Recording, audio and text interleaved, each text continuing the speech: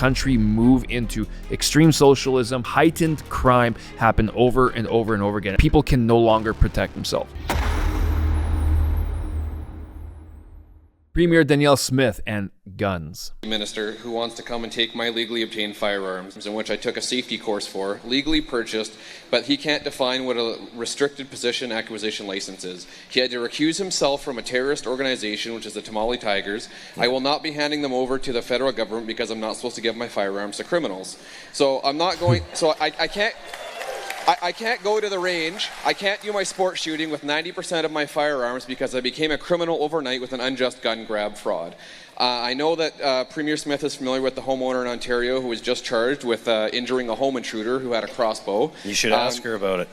Yeah. Canadians are being charged for protecting themselves, their families, and their property, and being backed into a corner through submission by the federal government, where we're being told to leave our keys beside our unlocked door, as criminals have more rights than we do. So where would the Alberta Police Force stand in relation to the legal firearm owners? It's a great question. I'm glad we ended on that. Well, let me tell you my frame on this. So the proper use of the criminal code power is the way the feds will regulate around, for instance, vehicular homicide. Like, there are ways that you can use your car that kill people, and they look at that as a criminal penalty, and they charge you. But you know what they don't do?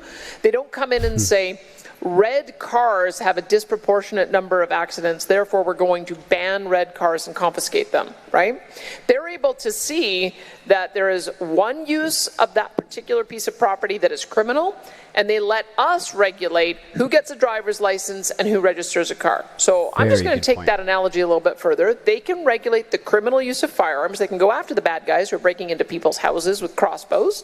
And we will then regulate the legal use of firearms so you can continue to own them, collect them, use them for sport shooting, use them for hunting, and use them for other purposes. So we're working right now on what a legislative framework for an Alberta firearms license would look like.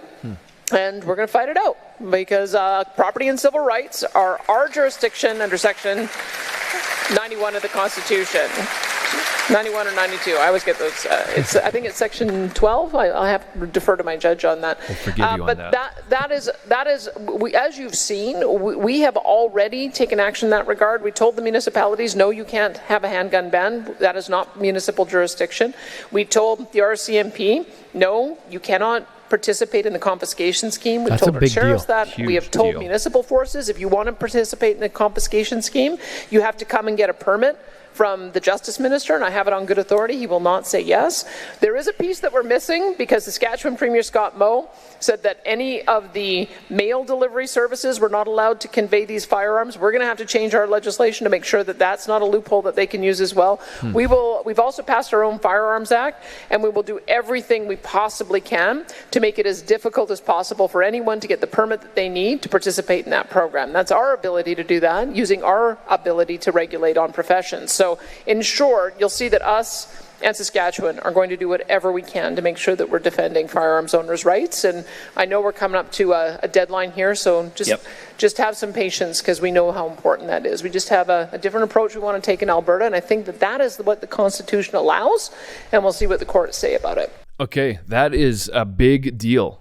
That's a huge deal, especially for those that know the importance of being able to be armed and protect yourself. And in Canada, this has always been a very different approach than it is in the United States, as it is a Second Amendment right in the States. And here it's always been way more controlling, especially with, as it was referred to there, the gun grab, as so many people refer it to, right? With the sudden amount of guns that were illegal.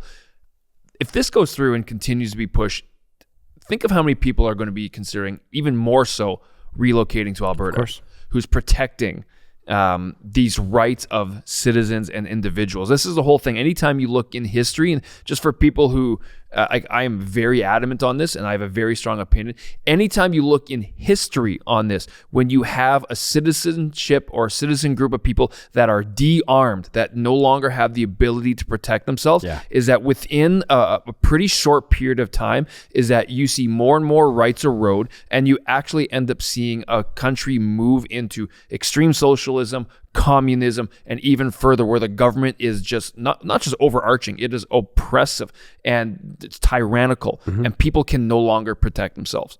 It is a path that's happened throughout history and over again. This is why it's so important. And for those people, why do you need a gun? Just go to Burlington, go to Ontario, go to these other places where we're seeing heightened crime happen over and over and over again. Again, defer back to our last episode. I love the fact she's walking that direction down for Alberta. I love that I'm Alberta. Seriously.